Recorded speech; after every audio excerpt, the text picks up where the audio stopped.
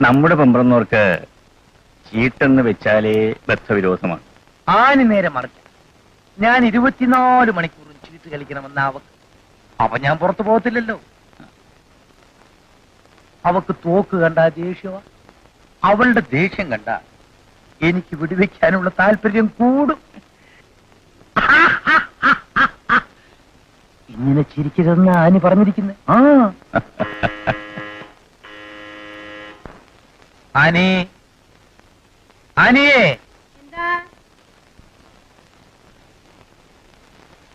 വിളിച്ചോ? പുറത്താരോ വന്നിരിക്കുന്നു, നോക്കിക്കേ.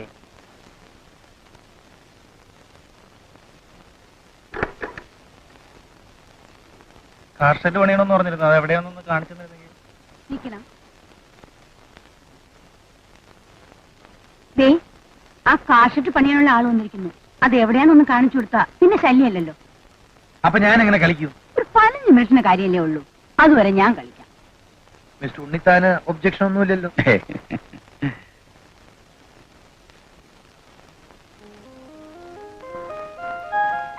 തുടങ്ങാം.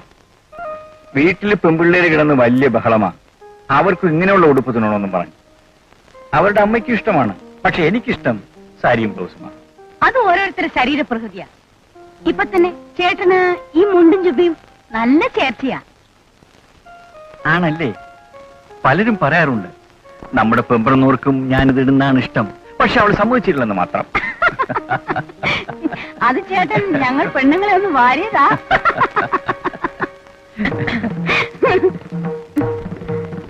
ദേ, ഒന്നിങ്ങോട്ട് വന്നേ.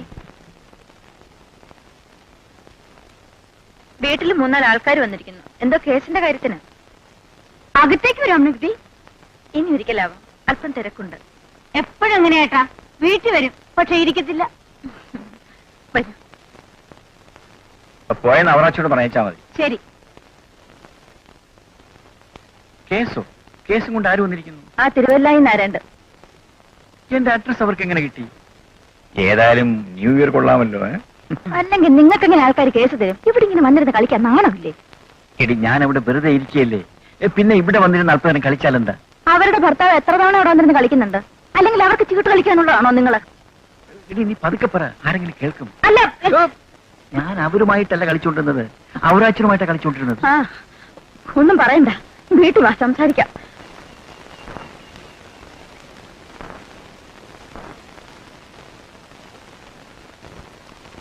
നമസ്കാരം. നമസ്കാരം. ഇരുന്നാട്ടെ.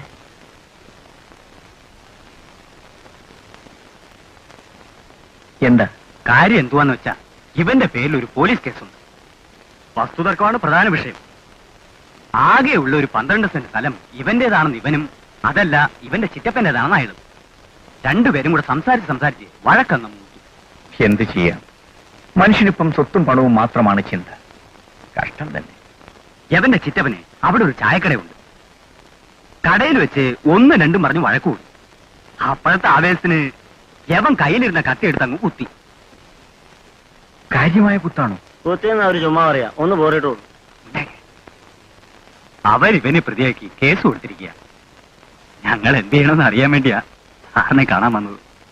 നിങ്ങൾ ചിറ്റപ്പനെ കണ്ട് മാപ്പ് പറയണം, വീണ്ടും രമ്യതയിൽ കഴിയുകയും വേണം. അതാണ് നല്ലത്. അല്ല, അവര് കേസ് കൊടുത്തിരിക്കുക. പക്ഷേ നമ്മൾ എത്ര വാദിച്ചാലും ഈ കേസ് ജയിക്കാൻ പോകുന്നില്ലെന്ന് എനിക്ക് ഉറപ്പുണ്ട്. കാരണം അന്യായം നമ്മുടെ ഭാഗത്താണ്. അല്ല, ജയിക്കാൻ വളരെ ബുദ്ധിമുട്ടുണ്ട്, അതുകൊണ്ട് പറയുകയാണ്. ചേട്ടാ, അയാള് കേസ് വായിക്കത്തില്ലെന്നാണോ പറയുന്നത്? അയാൾ വക്കീലൊന്നുമല്ല, വികാരിയത്തിനാ. നീ ഇങ്ങോട്ട് വാ. അല്ല, എന്തെങ്കിലും അന്യായം ചെയ്തവരല്ലേ വക്കീലിനെ കാണാൻ വരുന്നത്? അല്ലാതെ ന്യായം മാത്രം ചെയ്ത് വക്കീലിനെ വന്ന് കാണേണ്ട വല്ല ആവശ്യമുണ്ടോ? നീ പോടി അവിടെ. പട്ടാപ്പകൽ 100 പേര് നോക്കി നിൽക്കുമ്പോ സ്വന്തം ചിറ്റപ്പനെ കത്തിയെടുത്ത് കുത്തിയവനാണ് കക്ഷി. ഇപ്പൊ അവർ വിട്ട് നോട്ടും കൊണ്ട് തന്നിട്ട് കോടതി കയറി ഞാൻ കുത്തിയിട്ടേ ഇല്ല എന്ന് വാദിക്കാൻ പറഞ്ഞാൽ മനസ്സാക്ഷിക്കെതിരായി കള്ളം പറഞ്ഞുണ്ടാക്കുന്ന കാശ് എനിക്ക് വേണ്ട. അതുകൊണ്ടാ ഒന്നും ഉണ്ടാക്കാൻ പറ്റാത്തത്. വേണ്ടടി, വേണ്ട. എനിക്ക് എന്റെ 40 സെന്റ് പുരയിടവും 38 മൂട് തെങ്ങുമുണ്ട്. അതിലൊതുങ്ങുന്ന ജീവിതം മതി എനിക്ക്. നിനക്കല്ലേ കാറും ടെലിവിഷൻ എയർ കണ്ടീഷനും ഒക്കെ വേണ്ടത്? നീ സമ്പാദിച്ചോ.